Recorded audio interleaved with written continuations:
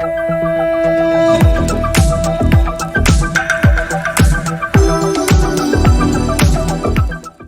everyone, I'm here with Dominic Colenso, co-founder of Inflow Training and the author of the book Impact: How to Become More Confident, Increase Your Influence and Know What to Say Under Pressure.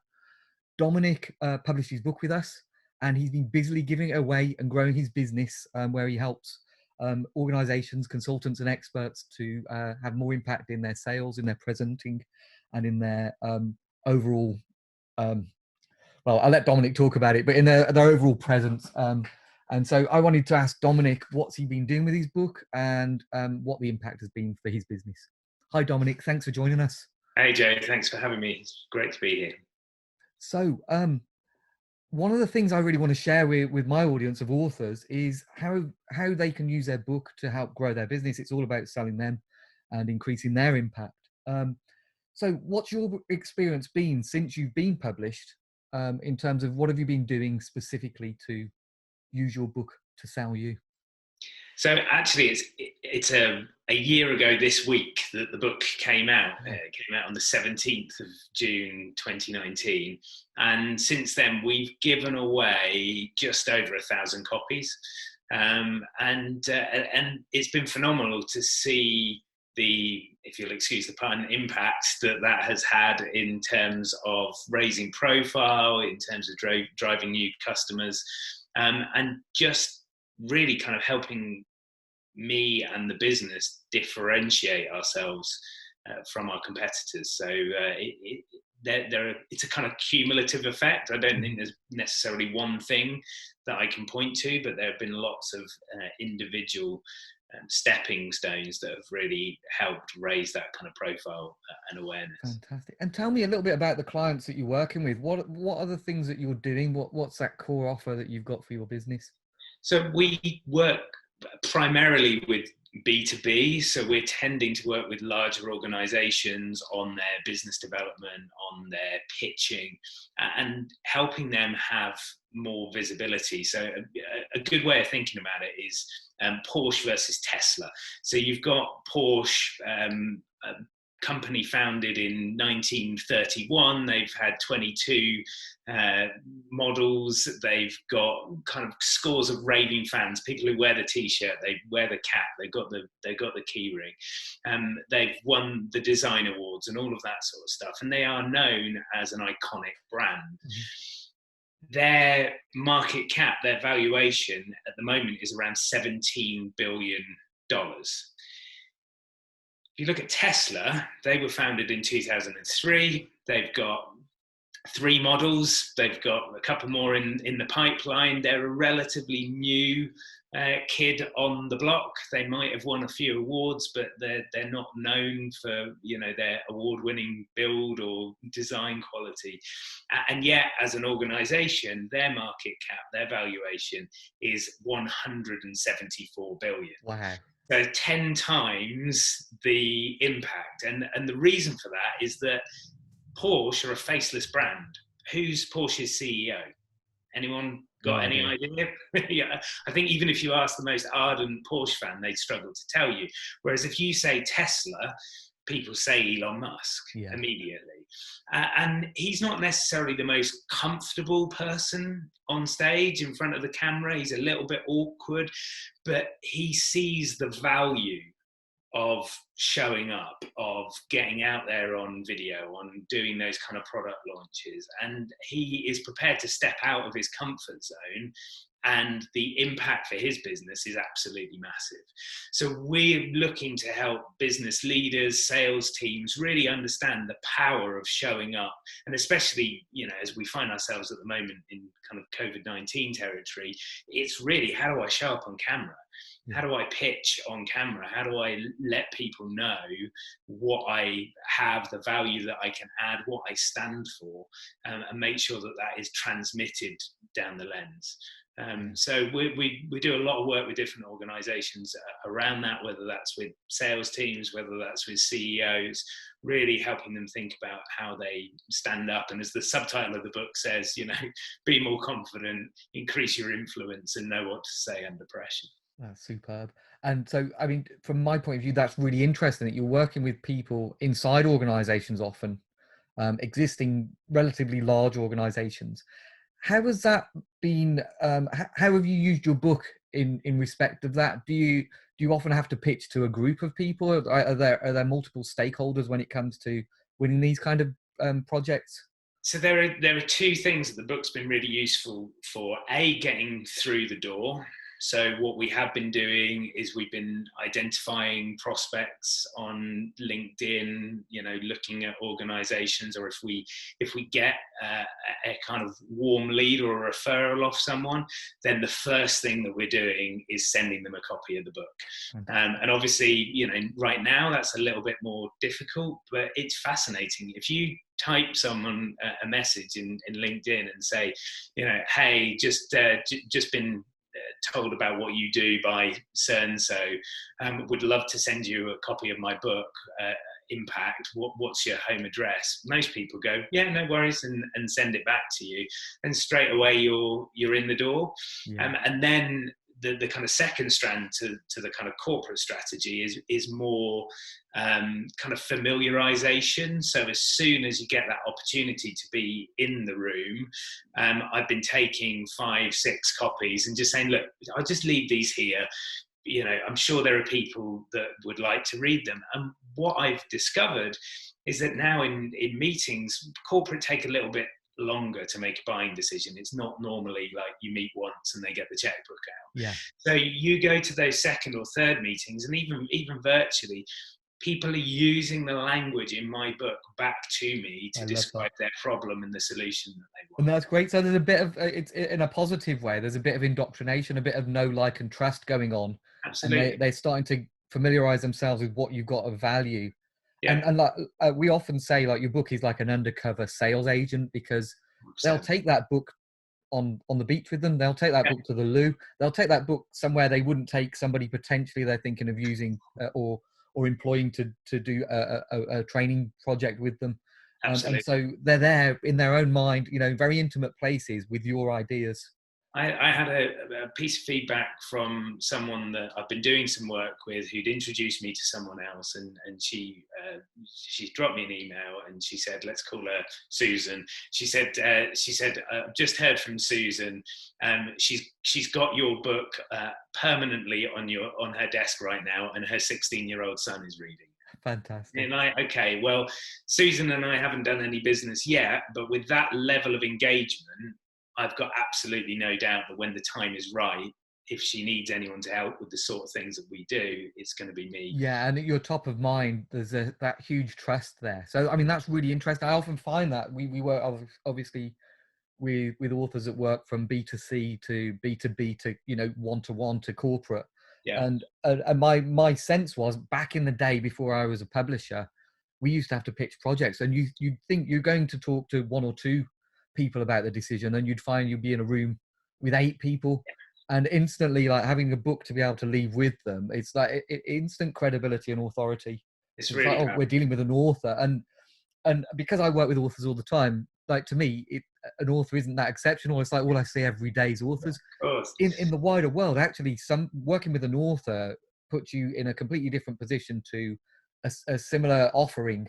If they're not an author, like, you're already kind of, you're a celebrity. And it goes into the package, so quite often for us, one of the first things that we'll do is I'll go and do a speech, or I'll do now a kind of virtual workshop with a team for just 90 minutes or something like that. And as part of that package, when we're quoting, we're now just saying, and each delegate gets a book. Just give us their address, or if it's face to face, I'll bring a pile along. But again, then what happens there, especially when you're dealing with senior people within an organization, is that each of those takes your book away and puts it on the desk, and the cycle repeats. And now you started with the leadership team, but you're getting a call from the sales guys or the finance department because they see the value. It's in a way, it's a whole community, isn't it? With corporate, you're able to kind of infiltrate, and I imagine after a certain time, because your book's so striking. It's so striking design. You probably see more and more people with this thing on their, this orange and blue thing with impact in massive writing on their desk, kind of appearing around the offices. Everybody's Yeah. like, what's this book everybody's reading? So there's kind of a bit of reputation kind of preceding you, stuff that you can do there. That's really fascinating. I mean, talking about the celebrity factor, you kind of get a bit of a celebrity factor with the book. You are a celebrity, like you've been in Hollywood movies. You've rubbed shoulders with the stars as a peer. Yeah. I know that's what drives what you do as impact. So what, from your point of view, like there are lots of people that say we can do sales training or we can do presentation training. What's that magic difference that in flow training and you bring to what you do?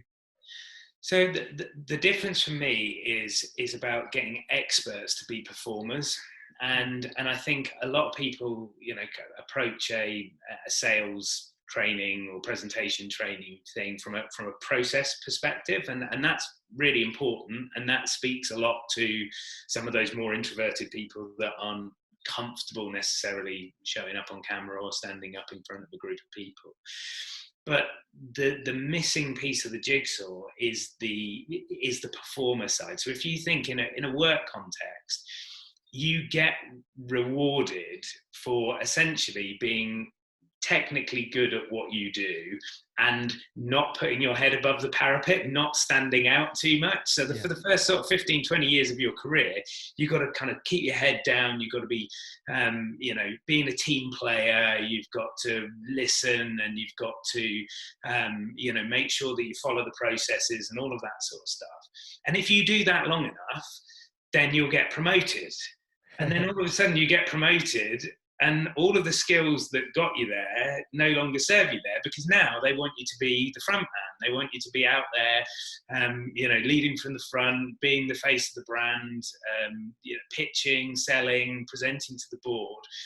And you need the skills of a performer to be able to do that. And I think that's kind of the unique thing about what we do and the impact methodology, is that it's taken from the world of performance. It's taken from the tools and techniques that actors and theatre directors and TV producers use to get an audience engaged, to take them on a journey and to leave them feeling different at the end of an episode of Spooks or Game of Thrones than they felt at the beginning of it. So it's very kind of practical and very experiential.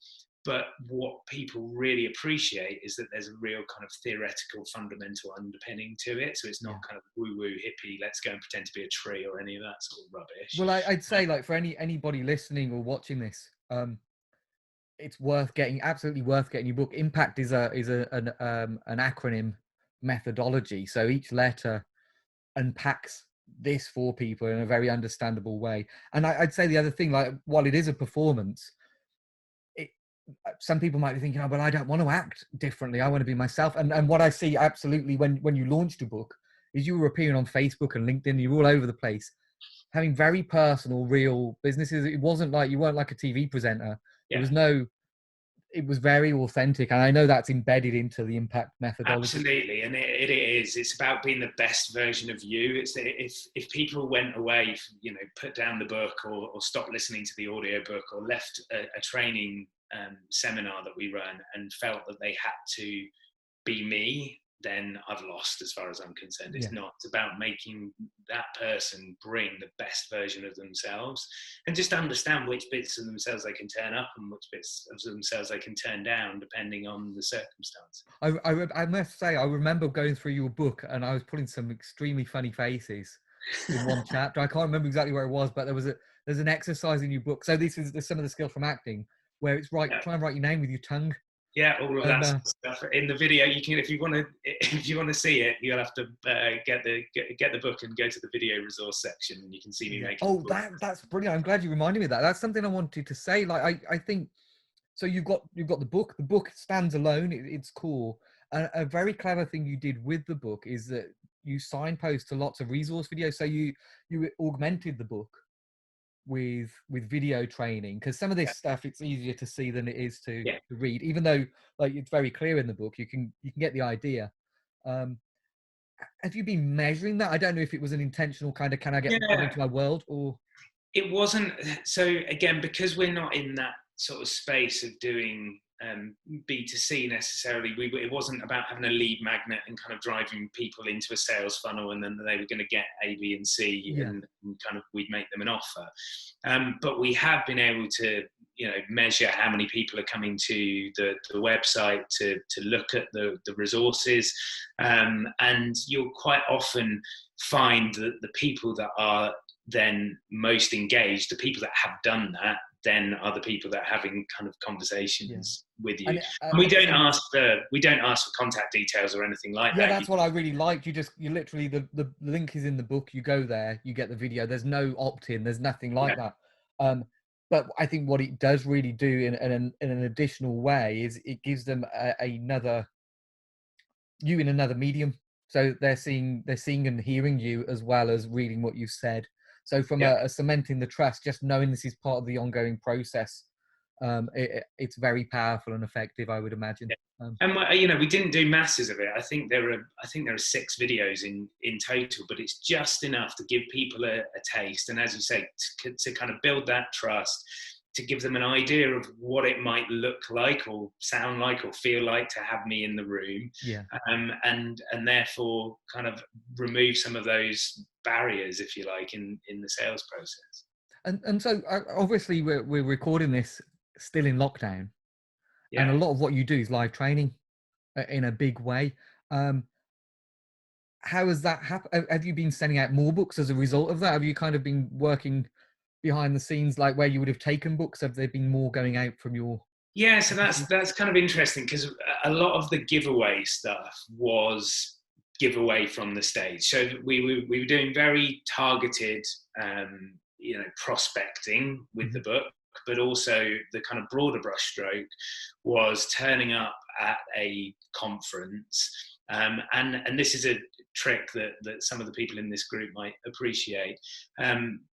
Quite often, event organizers don't want you to sell from stage, but they're very happy for you to give something away.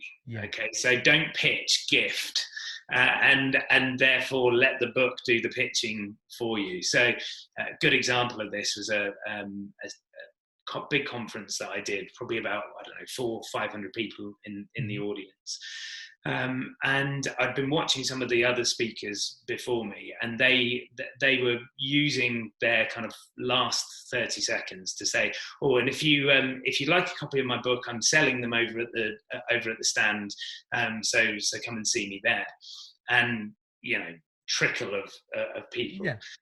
So I get to the end of my 20-minute speech, and I said, if you've enjoyed this, I bought some copies of my book Impact, and I would love to give you a copy. So come and find me at the speaker stand, and I'm happy to sign it and let you take a copy away. There was a stampede. I'd taken 70 copies, and all of those disappeared.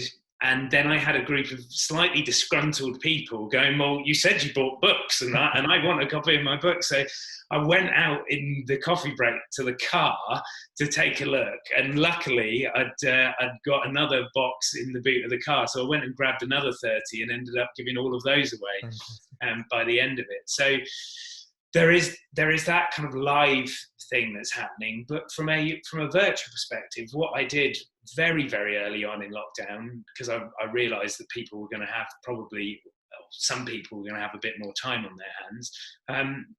I put up a post on LinkedIn and just said, I've got 30 my publisher's given me 30 copies of my book to give away. If you'd like some lockdown reading, just put your name in the comments below. I think 50 people put their name in there. I've just done something similar to mark the anniversary of it being published. I've just put a post out saying I've got 10 Audible review copies, because I'm a bit low on Audible reviews right now. So I thought, okay, 2 birds with 1 stone. So I've said 10 Audible review copies. I'll draw the names out of the hat on Friday afternoon, and I've already had over 10 people put their name in there. So it's not necessarily as targeted as it might be if you're at an event, but it does allow you just to get out there, get seen. And that post, even though I've had maybe 11 or 12 requests for the book. The post has been served, I think it's had 1,200 views, something it like just that. gets engagement, I imagine. People say, yes, me, please, me. Yeah, and so people have seen the cover and they've gone, oh, Colenso, author, they're making those. And there will be people that don't want, like, because that's a come towards, isn't it? In a sales kind of a marketing conversation, even asking for something for free is kind of a come towards. I'm interested in what you're talking about. And some people, if they're still not there yet, might go, I've made a note of that. I don't mind spending an Audible credit on that. I don't mind, to suss him out of it, because I'm not quite there yet. You might try and tell me something. So yeah, absolutely. So I think that's brilliant. I mean, I always think, and was that mainly LinkedIn where you're offering those? Well, yeah, I do this mainly on LinkedIn rather than Facebook or Twitter, but it'd work anywhere. But it's a great social share, isn't it? It's a great social share. It gets engagement. And if you were, for instance, being Machiavellian about the follow-up, it'd be like, right, we've got all these people now, ruthlessly follow every single one with a very kind of deliberate sales process. Yeah, but I mean, it's easy in those things to go, okay, so the post has had, I think it's 1,000 views or 1,000 plus views. It's had about 20 likes, and then it's had the people that have requested the audiobook. So everyone on the audiobook requesting will get followed up, because part of the thing was it's a review copy, so all you need to do is review it on Amazon, good or bad. Genuinely good or bad, I really don't mind. I just want to start that conversation, so they'll definitely get followed up. But also everyone that's liked it, I'll go through that list and I'll just look at who those people are, and if they're people in my network that are potential prospects who I haven't had a conversation with in a while, then I'll just drop them a message and say thanks for liking the post, and again we just starting that conversation. And I'm kind of plucking this idea out the air. Like, all over Facebook, there are people trying to drop people into funnels with free book offers at the moment. That's the game. On LinkedIn, I think it being more social and natural, and it's not looking quite so structured, would make sense as a way of kind of opening those conversations. And you're not trying to get like 1 million people in a funnel. No. You want to be speaking with people that are interested in what you're doing. Two or three would be a result. I mean, at the end of so I'm doing quite a lot of content production for LinkedIn at the moment, and they're 3-minute videos with a tip or a theme or something to spark people's imagination, and all of the way through, it's good content, it's useful takeaways, and then right at the end, I'm normally saying something along the lines of, so if you work in the business development space and that's been interesting, I'd love to continue the conversation. The first thing to do is get a free copy of my book Impact. Drop me an email, dominic@inflow.global. Tell me a bit about who you are, a bit about the organisation you work for and the challenges you face, and we'll pop a copy in the post.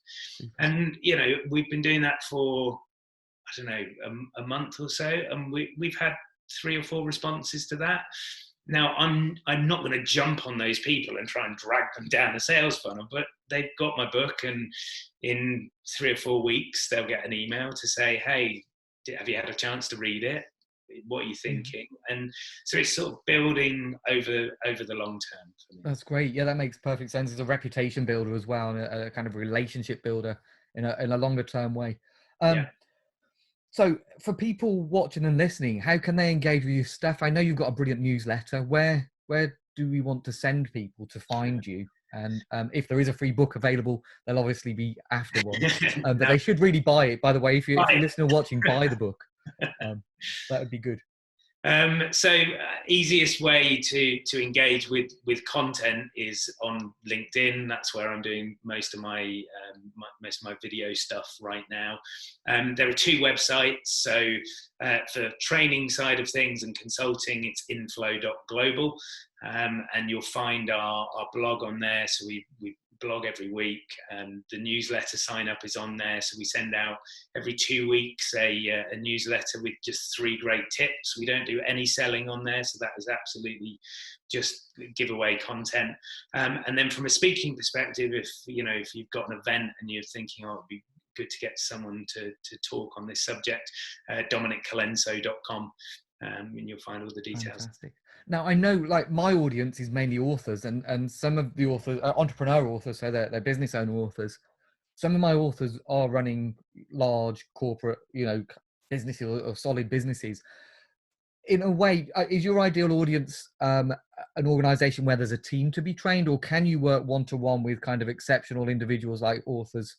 Yeah, so we do. I do a lot of one-to-one coaching. I have to be careful on the amount of clients that I take on. So I tend to have 5 clients at any one time for one-to-one work. But our team also do one-to-one coaching with people as well. So we do work with entrepreneurs and business leaders in that way. But also, a sales team. We will tend to work with a group between 6 and 8 is our ideal number. So if you've got a small sales team and you want to really get them showing up powerfully, then we'd be very happy to. That's really useful to know. And from my point of view, like if you're an author listening to this or watching this, which you should be, because I'm aiming this at authors, one of the things you end up having to do a lot of is speaking and presenting and talking about what you do and pitching, whether it's about your book or the opportunities that you get to be on podcasts and to be interviewed. That's it. All of those things it's definitely worth getting Dominic's book just to get even better at that. It will help you get more comfortable, whether that's comfortable standing on stage or whether that's looking down the lens of a camera and having a chat like we are now. Superb. Thank you so much, Dominic. Is there anything else you want to share before we go off the air and leave people to it? I don't think so. Just great to speak with you, Joe. But if you're thinking about writing the book, write the book, and if you've written the book, give the book away. It makes a massive difference. Thanks, Dominic. That's brilliant. Thank you.